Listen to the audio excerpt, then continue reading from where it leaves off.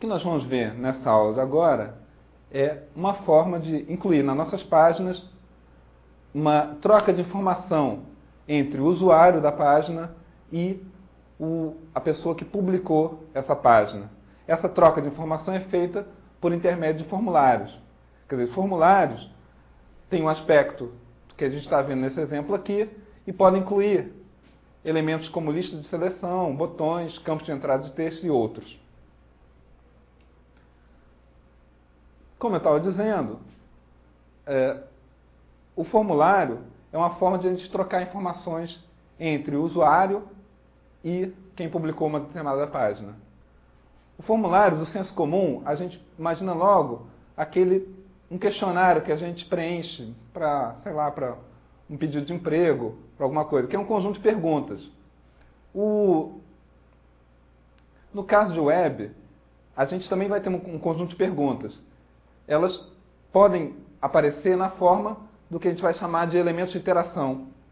Quer dizer, os elementos de interação não necessariamente é simplesmente um texto que eu vou escrever. Às vezes pode ser uma lista onde eu vou selecionar um valor, pode ser um botão cujo o fato dele estar marcado ou não marcado pode ser uma informação válida. Então, criar um formulário em web é definir os elementos de interação desse formulário. A cada elemento de interação, a gente vai associar um nome. A cada elemento de interação, o usuário interagindo com ele vai associar um valor a esse elemento. Então, esse par, nome e valor, é enviado para o servidor, para o local onde foi publicada a página, na forma de um par do tipo nome igual a valor. Isso pode ser exibido através desse exemplo aqui, que está nomeado como formulário email.txt. No formulário email.txt, a gente vai ver um conjunto de informações aqui, que são esses pares, nome igual a valor. Então, isso aqui foi o resultado de um formulário enviado, onde eu tinha um elemento de interação chamado nome, e a pessoa digitou João Sérgio. Então, isso foi enviado lá para o servidor na forma de nome igual a João Sérgio. Tinha um e-mail. Então, foi lá, enviado para o servidor, e-mail igual ao valor do e-mail. E assim por diante.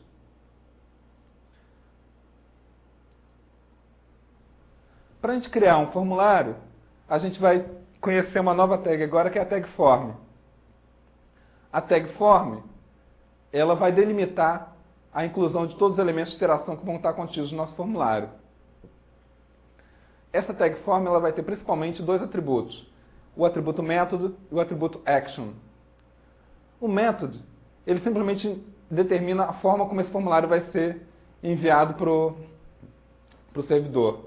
No nosso caso aqui, a gente não vai se preocupar muito com o valor desse atributo.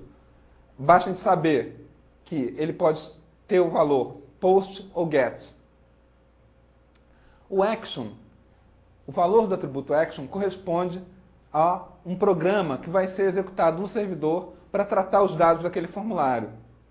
Então, o action ele é um URL de um programa. Quer dizer, esse programa pode ser um programa desenvolvido numa linguagem de programação comum, como Pascal ou C, ou pode ser um programa numa linguagem especial, já uma linguagem típica de web, como Perl, PHP, ASP. O programa que está descrito no action é que ele vai pegar aqueles pares nome igual a valor e vai executar uma ação em função disso. Essa ação pode ser, por exemplo, escrever um registro no banco de dados para cadastrar alguém. Então aqui, no final da transparência, a gente vê um exemplo de como ficaria a tag form com seus atributos definidos. Essa action, ela não necessariamente é o endereço de um programa que está no servidor. Alternativamente, a gente pode colocar na action o nome mail to, seguido de 2 pontos, seguido de um endereço de e-mail válido.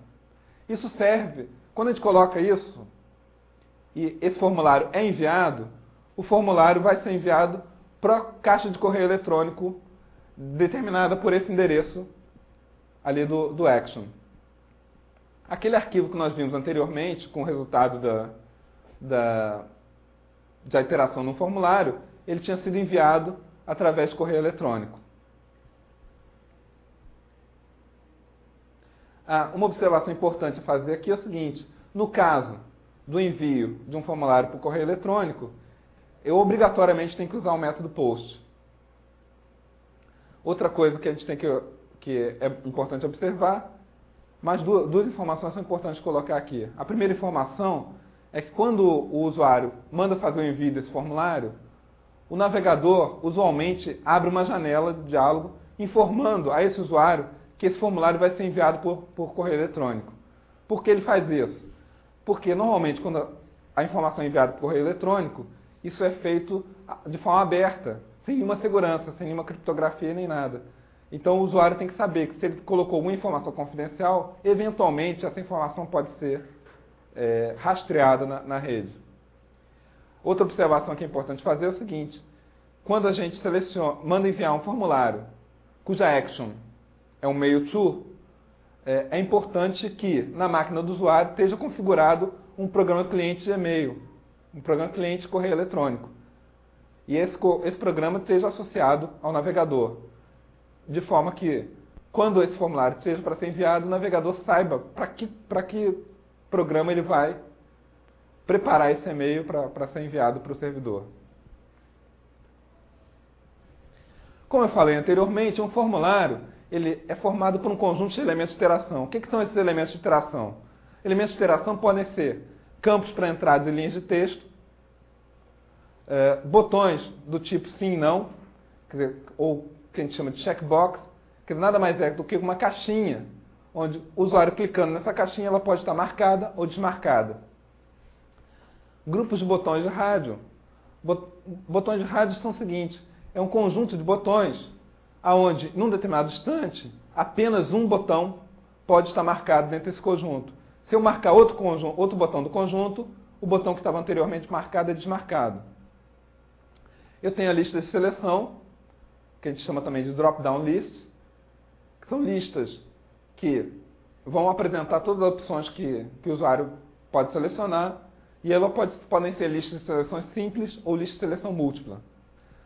Outros elementos de interação: a área de entrada de texto. Elas se diferenciam pelos campos de entrada de texto, porque o campo de entrada de texto é uma linha só.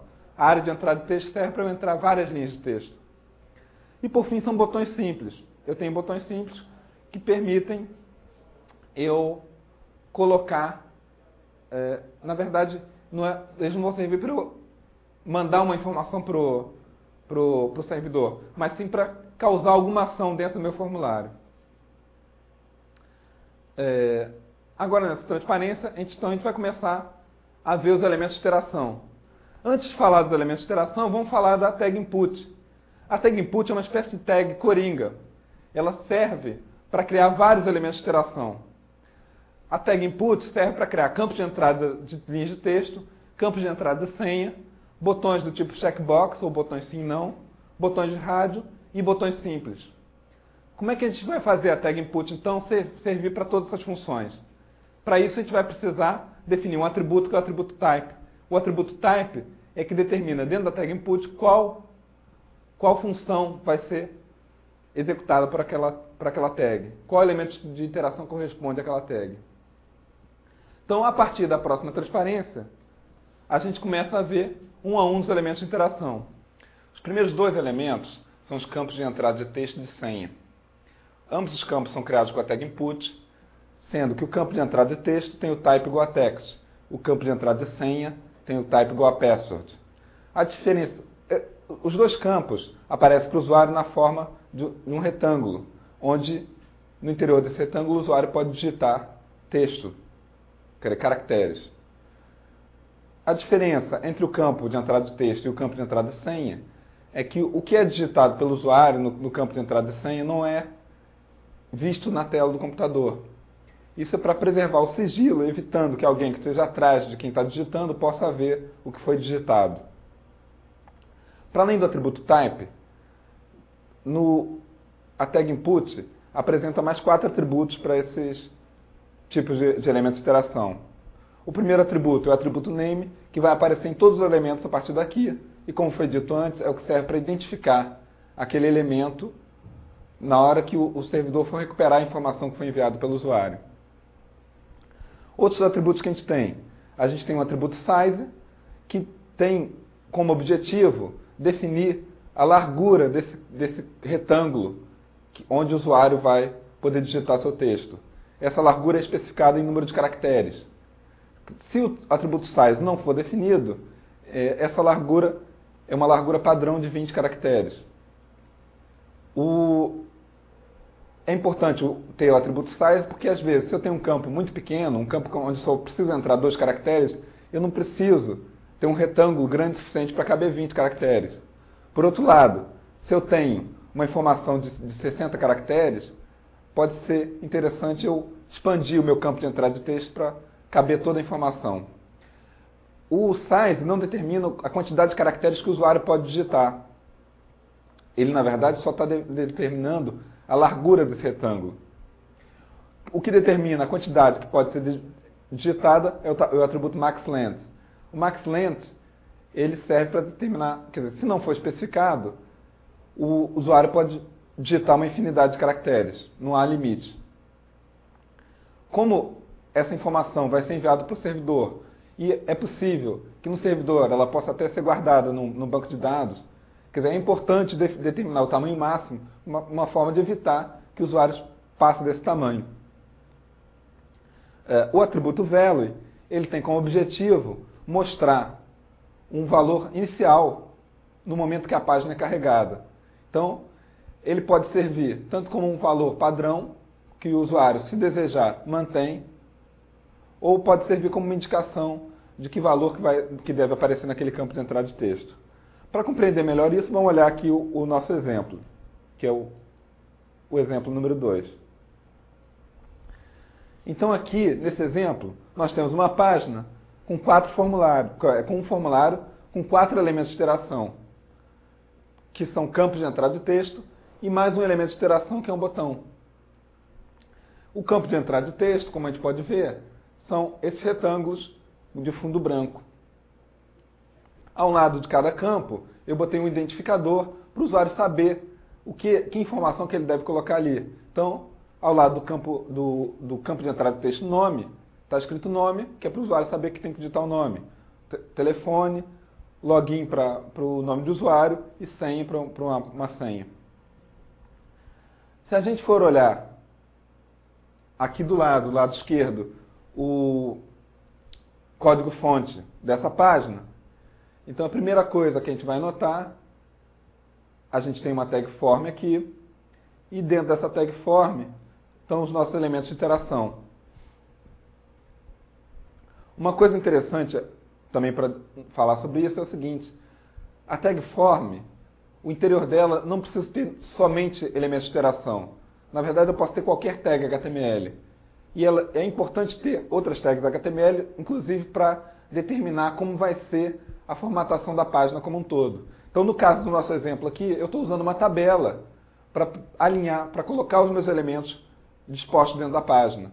Quer dizer, usualmente, eu vou trabalhar com tabelas e formulários para poder ter um formulário minimamente organizado. Então, no nosso exemplo aqui, no código-fonte, a gente tem, então, 4 tags input type text. Na primeira tag input, eu não defini atributo nenhum, apenas o atributo name. Name igual a nome. O texto que aparece do lado de fora, se vocês forem reparar aí, antes da tag input, eu tenho nome 2 pontos escrito, fora da tag. Quer dizer, esse identificador que está aqui explicando aquele campo de entrada de texto, ele fica do lado de fora. É um texto comum da página, que é colocado do lado de fora para explicar aquele campo. O segundo input type text, que eu chamei de telefone, eu estou definindo um size igual a 7 e um max length igual a 8. Esse size é igual a 7 porque esse exemplo é do tempo que o telefone só tinha 7 dígitos. Mas, mesmo naquela época, já tinha telefone celular com 8 dígitos. Então, na verdade, eu estou limitando o máximo que o usuário pode digitar como sendo 8 caracteres, mas eu delimitei o tamanho do retângulo em 7. O terceiro campo de entrada de texto, eu defini 3 atributos. Size igual a 10, maxLength igual a 15 e o value igual a João. Então, desde o momento que a gente carregou essa página, já apareceu escrito João naquele campo. Se eu vier com o mouse e clicar dentro daquela campo de entrada de texto, marcando aquele texto, eu posso escrever sobre o que estava escrito. E assim apagar o que foi escrito. Se vocês forem experimentar, vocês vão reparar o seguinte: a partir de um determinado momento, não adianta você digitar mais que não aparece mais caractere algum. É porque a gente limitou o maxLength dele como 15 caracteres. Então, quando eu chego no 15º, o que vai acontecer? Eu não posso entrar mais caractere algum. E por fim, o quarto elemento é um input type password. Se eu vier com o mouse até esse quarto retângulo e começar a digitar, eu, apesar de estar digitando a letra A, o que vai aparecer lá no campo de entrada de texto é apenas o caractere asterisco. Internamente, o navegador sabe o que eu digitei. Para o usuário, é que ele não mostra aquilo, como foi dito antes, para preservar o sigilo do que foi digitado. Vamos passar, então, para o segundo elemento de interação. O segundo elemento de interação são aqueles botões do tipo checkbox, ou botão de sim ou não. Eles também são criados através da tag input, só que com type igual a checkbox. Novamente, esses botões, eles também têm o atributo name, como todos os elementos de interação que a gente vai ver aqui. E além disso, do name, a gente tem mais 2 atributos, o value e um terceiro atributo que é o checked. O botão de checkbox, como vocês vão ver no exemplo, ele é uma caixinha, um retângulo pequeno, onde eu posso ou não ter uma marca. Quer dizer, esse atributo checked, ele determina se esse botão vai estar inicialmente marcado ou não. Se a gente vier aqui até o nosso exemplo, então agora nós estamos vendo o exemplo 3, a gente tem aqui um formulário onde eu tenho 9 elementos de interação, sendo que 4 deles são botões do tipo checkbox. Então, como a gente pode olhar ali, cada botãozinho de checkbox é um retângulo pequeno. O primeiro retângulo do formulário está com uma marquinha. Quer dizer, aquele botão foi previamente marcado. Então, se a gente for olhar aqui no nosso código-fonte aqui do lado, a gente vai olhar que o primeiro input type checkbox, ele está com o atributo checked definido. Como os outros elementos de interação, o que é enviado para o servidor é um par do tipo nome igual a valor.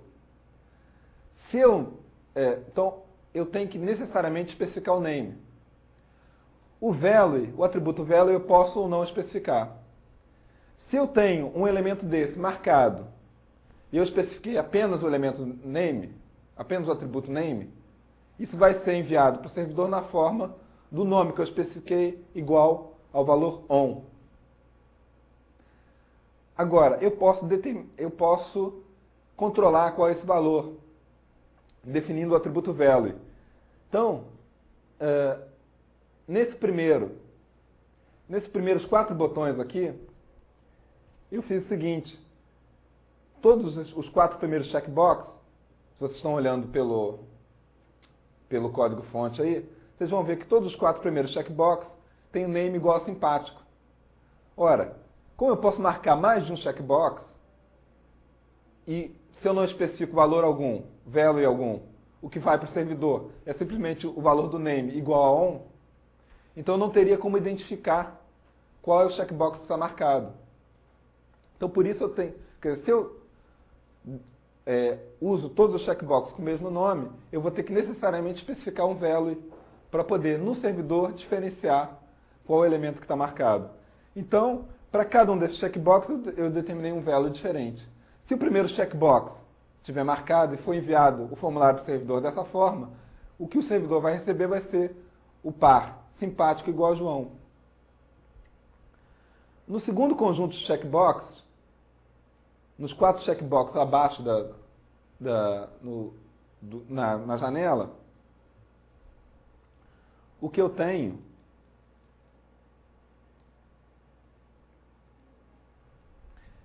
eu peguei para cada um desses checkboxes e defini um name diferente. Como cada um tem um name diferente, eu não preciso determinar um value, porque isso vai ser enviado para o servidor quer dizer, e pelo próprio name eu posso saber qual botão está selecionado e qual não está.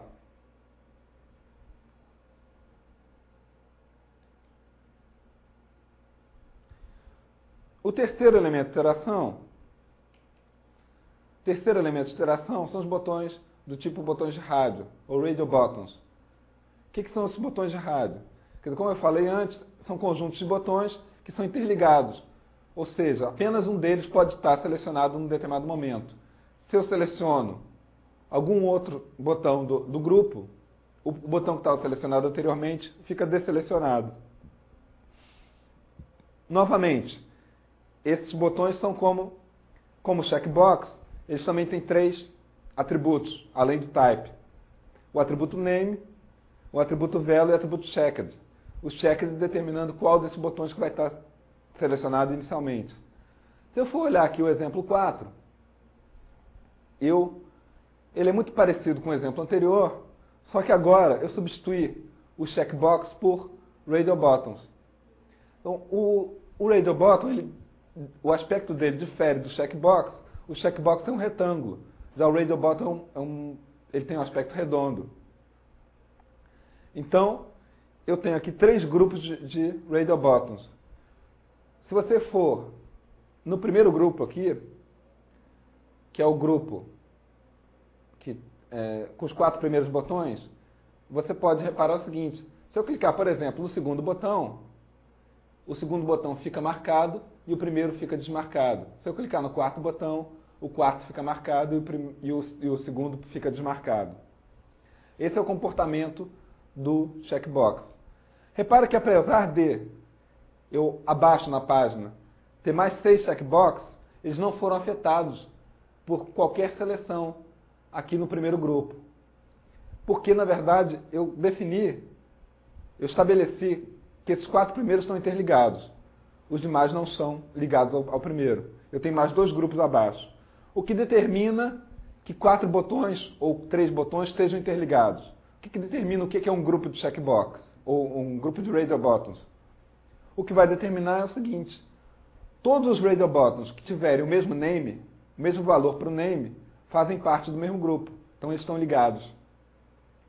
Então, eu especificando o mesmo name para vários checkboxes, eu vou fazer com que eles fiquem ligados. Se você reparar aqui no código-fonte, o primeiro grupo está chamado simpático, o segundo grupo é período e o terceiro grupo é turma.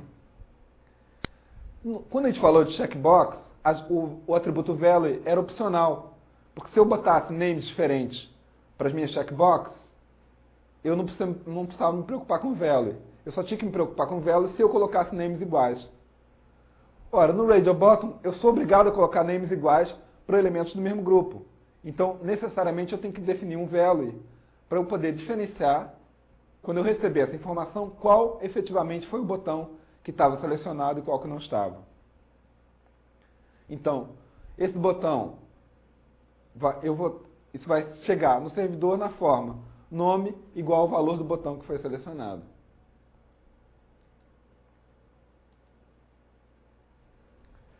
O próximo elemento de iteração a gente vai ter uma coisa diferente em relação aos elementos anteriores. Esse é o primeiro elemento que a gente cria sem usar a tag input. Agora, para a lista de seleção, a gente tem 2 tags envolvidas, a tag select e a tag option. Primeiro tem uma tag select que vai englobar cada um dos elementos da lista de seleção. Cada um desses elementos vai estar dentro de uma tag option.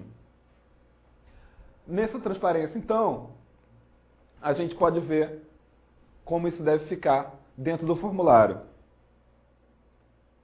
Na transparência seguinte, a gente começa a falar dos atributos, primeiro do select e depois dos atributos de option.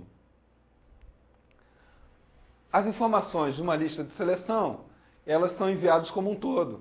Então, o atributo name, nesse caso, ele está na lista de seleção. O atributo name está dentro da tag select. Dentro da tag select, a gente ainda tem mais dois atributos, o atributo size e o atributo multiple. No exemplo, a gente vai compreender melhor qual é a utilidade desses dois atributos. A tag option tem dois atributos.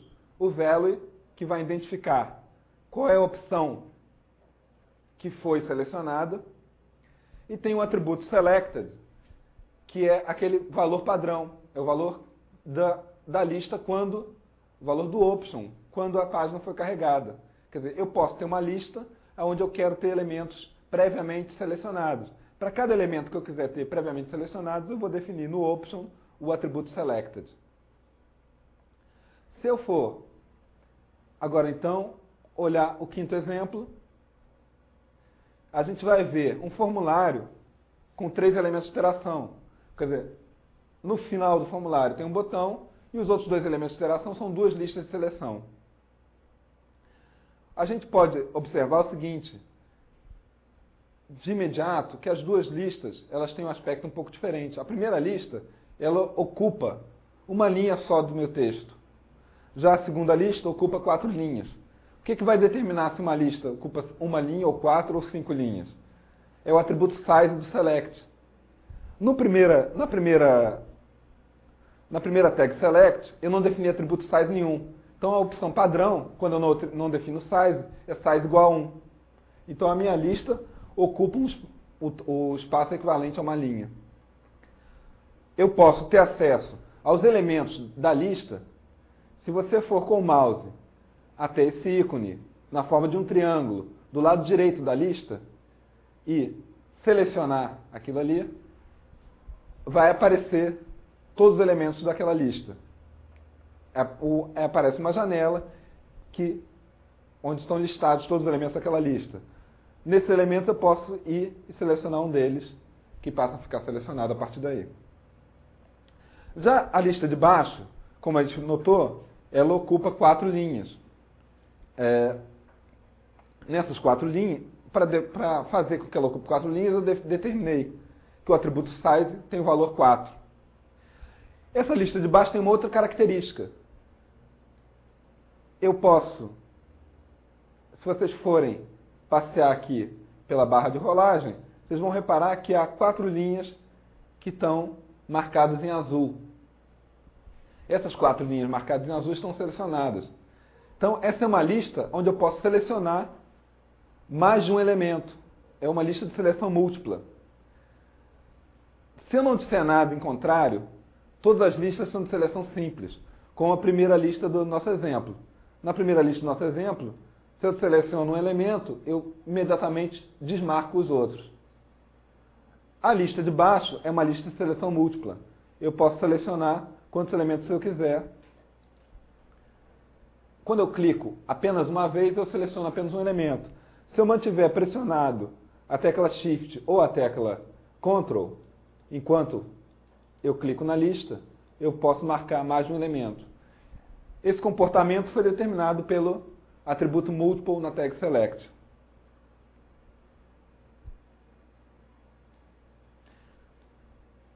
Só para constar também, se você for olhar o código-fonte aqui, da segunda lista, vocês vão ver que para vários options, eu vou ter o atributo selected definido. E são exatamente esses que vão aparecer marcados quando a gente carrega a página. O próximo elemento de interação são as áreas de entrada de texto. Como eu falei antes, as áreas de entrada de texto se diferenciam dos campos de entrada de texto, porque no campo de entrada de texto eu posso entrar uma linha só. Já na área de entrada de texto, eu posso entrar um conjunto de linhas. Eu posso entrar um texto, propriamente dito. Essa tag, esse elemento de interação é criado pela tag textArea, uma tag do tipo container, que vai indicar onde vai aparecer meu campo de entrada de texto. Essa tag pode ter 3 atributos. O atributo name, que é o nosso velho conhecido, e mais 2 atributos, calls e rolls. calls e o roles aqui vão determinar o aspecto físico desse campo de entrada de texto, determinando o número de colunas que ele vai conter e o número de linhas. Isso não diz nada a respeito do número de linhas máximo que pode ser digitado. Isso é apenas o número de linhas que vai aparecer quando a página for carregada. A tag TextArea, como foi dito antes, e como vocês podem notar, é uma tag container. Quer dizer, entre o TextArea e o /TextArea, você pode digitar um texto que vai aparecer na página no momento que o formulário for carregado. Quando esse texto pode ser usado como um valor padrão para aquele campo, ou simplesmente para indicar ao usuário o que ele deve digitar. Então, olhando o exemplo 6, a gente pode ver um campo de entrada de texto que foi aqui pelo fonte. A gente vai descobrir que ele tem 50 colunas e 10 linhas. Se você for digitar aqui o seu texto, se você ficar digitando, você vai descobrir que quando chegar na coluna 50, ele passa automaticamente para a linha seguinte. Agora, você pode continuar digitando, mesmo que você passe da 10ª linha, o efeito que vai ocorrer é o aparecimento de uma barra de rolagem aqui no canto direito daquele campo de entrada de texto.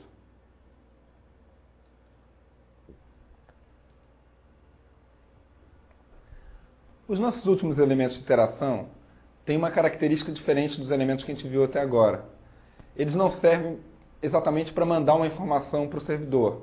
Eles servem, na verdade, para que o usuário possa interagir com eles e que tenha uma ação associada com essa interação. Quer dizer, uma seleção do usuário num desses botões vai corresponder a uma ação determinada. Os dois primeiros tipos desses botões são criados com input com o type button e o type image. Eles têm uma característica. Eles não têm nenhuma ação padrão associada a eles. No ponto do curso que a gente está agora, eles, na verdade, não têm utilidade nenhuma, porque são botões que eu posso botar na minha página, que o usuário pode clicar neles e nada acontece. Ele só vai ter alguma utilidade quando a gente vir a parte de JavaScript. Através de JavaScript, você vai poder associar um código ao clique nesse botão, ou à seleção desse botão. Esse código, esse pedaço de programa, vai executar uma ação correspondente à ação do usuário. Esses botões, o input type button, ele tem o atributo name, como todos os outros, e tem um atributo value. O atributo value desse input type button, ele vai fazer o seguinte, ele tem o seguinte efeito. O button, ele é um botão retangular com o texto dentro. O texto que vai aparecer lá, se eu não especificar o atributo value, vai ser um texto em inglês escrito simplesmente button. Quando eu especifico o value, eu posso botar um texto qualquer que vai corresponder à ação que aquele botão vai invocar. O segundo tipo de botão é o type igual a image. No type igual a image, é um botão também retangular, onde, em vez de um texto, eu posso associar uma imagem. Então, é um botão que aparece um retângulo com uma imagem dentro. Então, ao invés do atributo value, nesse caso, eu vou usar o atributo src, exatamente como na tag img, que a gente já viu anteriormente. Nesse input com type igual a image, além do atributo src, a gente pode usar outros atributos de imagem que a gente achar interessante, configurando de acordo com esse botão. Os últimos dois botões diferem dos anteriores porque eles têm uma ação padrão associada. Então é o botão type igual a submit e o botão type igual a reset. O botão submit, o que ele faz é enviar o formulário. Então a ação associada a esse botão é o envio do formulário.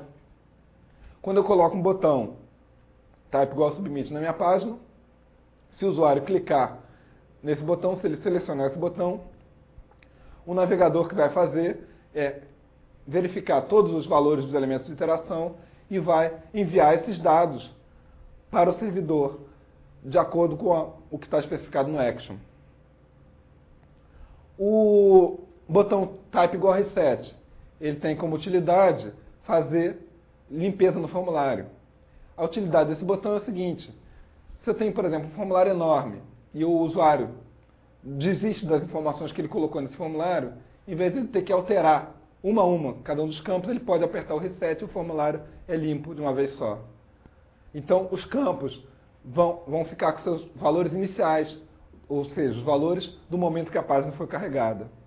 Se a gente voltar e for selecionar aqui o exemplo 1, a gente vai ver um formulário completo com campos de entrada de texto, campos do tipo checkbox, campos do tipo radio button e abaixo dois botões, um botão submit e um botão reset. Se eu não indico value, o botão submit vai aparecer com texto em inglês escrito submit. Para nós que falamos português, isso não é muito agradável. Então você pode, como no caso do exemplo aqui, especificar um value igual a envia e aquele botão vai aparecer com o texto escrito envia sobre ele. Já o botão reset, a mesma coisa. Se eu não especificar o value, vai aparecer o texto escrito reset.